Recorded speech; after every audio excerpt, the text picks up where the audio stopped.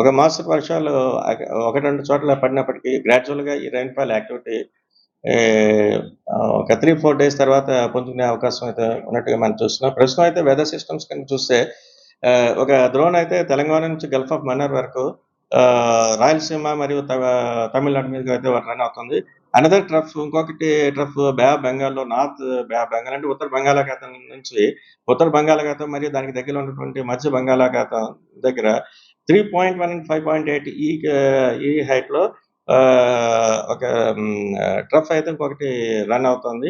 వీటన్నిటి దృష్ట్యా కూడా మనకి నెక్స్ట్ కమింగ్ ఫ్యూ డేస్లో ఒక మోస్తరు వర్షాలు అక్కడక్కడ వచ్చే అవకాశం అయితే కనిపిస్తుంది. అలాగే నెక్స్ట్ 24 అవర్స్ పీరియడ్ చూస్తే ఇటు ఉత్తరాంధ్రలోను దక్షిణ కోస్తాలోను ఒక మోస్తరు నుంచి ఒక తేలికపాటి నుంచి మోస్తరు వర్షాలు, ఉరుములతో కూడిన జల్లులు, అలాగే 1-2 చోట్ల ఉత్తరాంధ్రలోను రాయలసీమలోను కూడా భారీ వర్ష సూచన కూడా అయితే ఇస్తున్నాం. ముఖ్యంగా అయితే ఉత్తరాంధ్రలో చూస్తే ఇటు నెల్లూరు జిల్లాలోను అల్లూరు సీతారామరాజు, నెక్స్ట్ కాకినాడ అండ్ యానం ఈ జిల్లాలోను, ఇటు రాయలసీమలో అయితే అన్నమయ్య, చిత్తూరు, తిరుపతి ఈ జిల్లాలోను 1-2 చోట్ల భారీ వర్ష సూచన అయితే ఇస్తున్నాం. అలాగే ఈ భారీ వర్షాలతో పాటు ఉరుములతో కూడిన జల్లులు కూడా 1-2 చోట్ల వచ్చే ఛాన్స్ ఉంది. అలాగే దానికి అసోసియేటెడ్గా ఉన్నటువంటి ఈ గస్ట్ విండ్స్, స్ట్రాంగ్ విండ్స్ అలాంటివన్నీ గంటకి 40 నుంచి 50 కిలోమీటర్ల వేగంతో ఉపరితలంలో బలమైన ఎదురుగాలులు వీచే అవకాశం అయితే కనిపిస్తుంది. అది ప్రస్తుతం వరకు ఉన్నటువంటి అప్డేట్. ముఖ్యంగా అంటే ఏ ప్రాంతాల్లో భారీ వర్షాలు ఉన్నాయి సార్?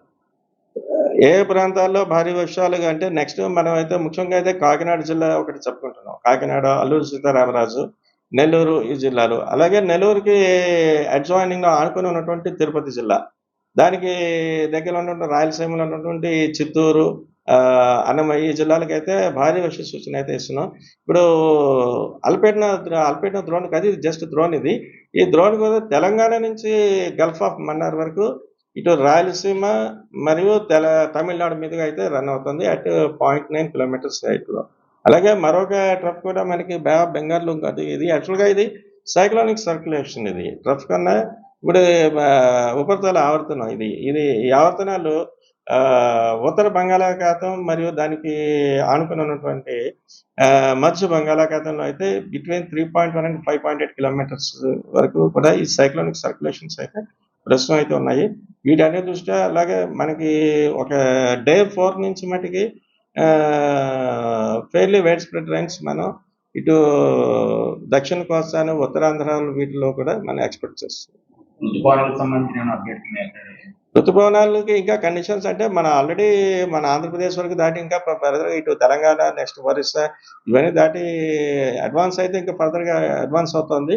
అలాగే కండిషన్స్ కూడా ఇంకా మిగతా భారతదేశం కూడా అడ్వాన్స్ అవడానికి ఛాన్సెస్ అయితే మనకైతే బ్రైట్గా అయితే కనిపిస్తున్నాయి. ఇప్పుడు ఏవైనా బే ఆఫ్ బెంగాల్లో కనుక అల్పపీడన ప్రాంతం ఏదైనా ఏర్పడితే అది ఇంకా మాన్సూన్ ఇంకా ఫాస్ట్గా అడ్వాన్స్ అయ్యే ఛాన్సెస్.